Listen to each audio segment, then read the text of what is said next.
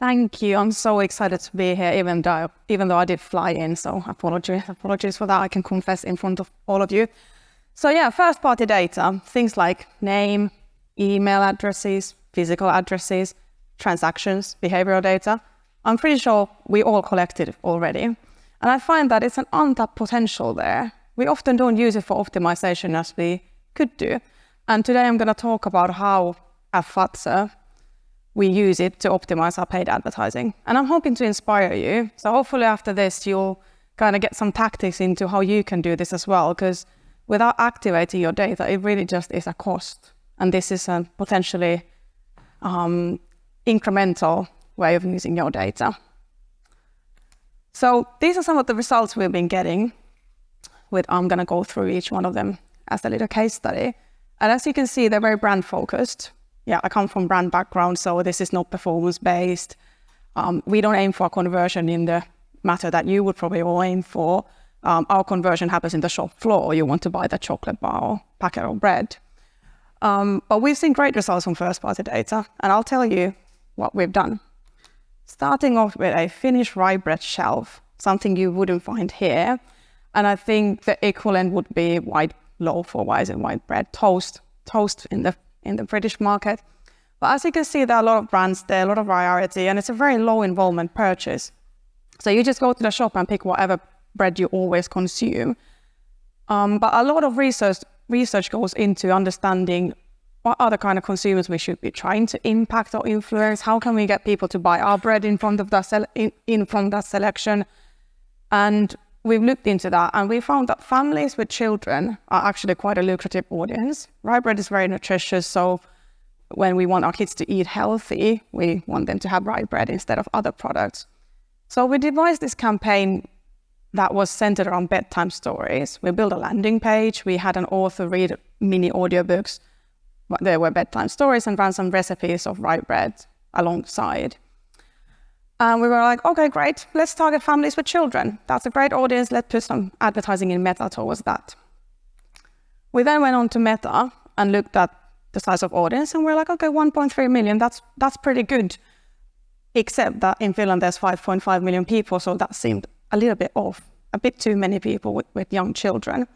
So we then looked at the Statistic Finland, who then said there was around 300,000 people that we could target. And we were like, okay, fair enough. What can we do? The Meta is telling us 1.3 million, so we're going to waste essentially a lot of money targeting all these people who are not in the target market. We then turned into our first-party data. So we looked at our D2C e-com store and tried to understand who is a family buyer in a way. And obviously, because of GDPR, we can't ask people, have you got children? Are you going to be in the target audience? But we tried to decode from the data who would be that kind of person. So we looked at people who have bought xylitol pastilles, again, maybe a bit of a niche product to you, but it's a product that a lot of children consume in Finland, so families would be buying those. We also looked at brands like Moomin biscuits. We sell Moomin biscuits, so obviously they're targeted at children, so if you had bought those from the e-com store, you're likely to have young children. And then we formed an audience of 380,000. And what we did was that we took this audience, pushed it to Meta, and created a lookalike. And we ran this lookalike alongside with the wider audience, just because as a brand house, you always want to have a big reach. And 380,000, even though that is theoretically the size of the audience, just isn't necessarily enough. So we wanted to see what would happen. And the result was brilliant. So we were able to get over 200% higher click-through rate to the landing page within the lookalike audience built from our first-party data than the wider audience. So that was a neat result for us.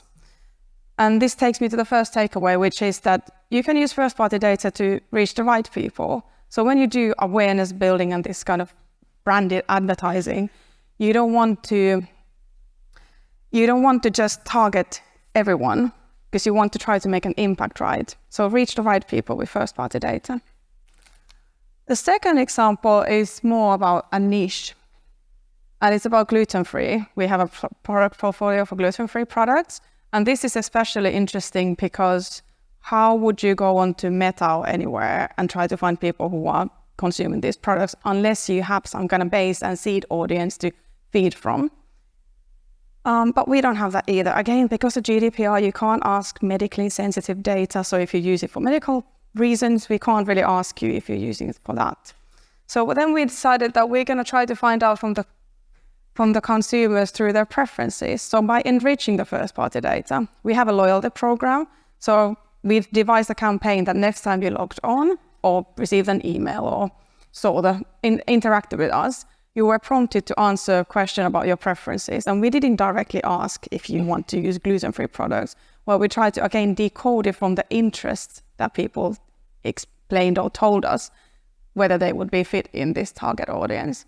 And we did the same thing. So pretty much the same tactics, pushed it to Meta, lookalike audience, ran it alongside a big audience again, because of a brand house, we can't afford to have too small of an audience.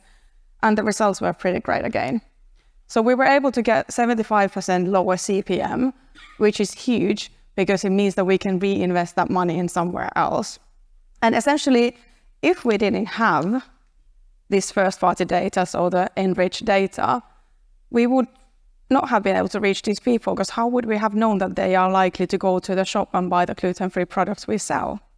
So use the first-party data to reach the niche segments. And if you don't yet have that data, you can always enrich it by asking people to give it to you. Then going from niche to big, so well-known brands. And the chocolate, we call it praline, I don't know what it is in English. This chocolate here, it's probably the most known chocolate in Finland. And every person is a potential consumer. And everyone is potentially in the target audience. So you could argue, why even target then? If everyone's a consumer, why would you target? Why would you try to narrow anything down? But what we wanted to test is that what if we do the same thing for this well-known brand that everyone knows and is all about just being on top of mind, and take people from our first-party data and again run it as a lookalike audience, what would happen to our advertising efforts? So we took people from our, again, D2C e-com who have bought chocolate and just wanted to see people who are similar to people who have bought chocolate, whether they would react better to our advertising. And we were able to get a lot higher engagement rate. So again, even though everyone is a potential consumer, everyone's kind of eating chocolate, so there's not that much like similarity amongst the audience, we were still able to get a higher engagement rate, which meant that the advertising was more effective, because then the algorithm knows that, okay, people are reacting favorably to this ad, so let's serve it to similar people. So how do you do this then? The key here is to collect the data with the right permissions. And like I said in the beginning, it's likely that you already collect a lot of this data, but do you activate it? I think that's the question to ask. And do you activate it beyond the traditional, perhaps email marketing lists, or you try to digest and consumer understanding from it, do CLV modeling and calculations and so forth? But do you then activate it in paid ads as well? So the key is to collect the data with the right permissions so you can start using it. And then you have two options that you can do. You can use a customer data platform. And I'd like to ask that, are there any people who use what we previously was called a CDP here? Yes, one. Yes, amazing. Yes, someone knows what I'm talking about then. Brilliant. 2 people, right? So yeah, you can use this piece of technology. And it is great. It's basically a user interface into a database. So you don't need to be a developer or understand the code to be able to get the data out from there. But it's also obviously expensive because it is a piece of software. What it does to you is that you can, from predefined attributes, kind of drag and drop an audience together and then activate it in the paid advertising channels. So it's pretty neat and easy to use. But if you don't have that luxury, you can just do the usual stuff, import the audience list manually. So just get the attributes together, you know who you want to target, get someone to export it for you, and then pop it into Google or Meta manually. And you can do the exact same thing. Create a lookalike audience and see what the results might be. So the key takeaways: use the first-party data to reach the right people. It's especially good for niche segments, and it can help drive engagement. And with that, I sped through my slides. Thank you.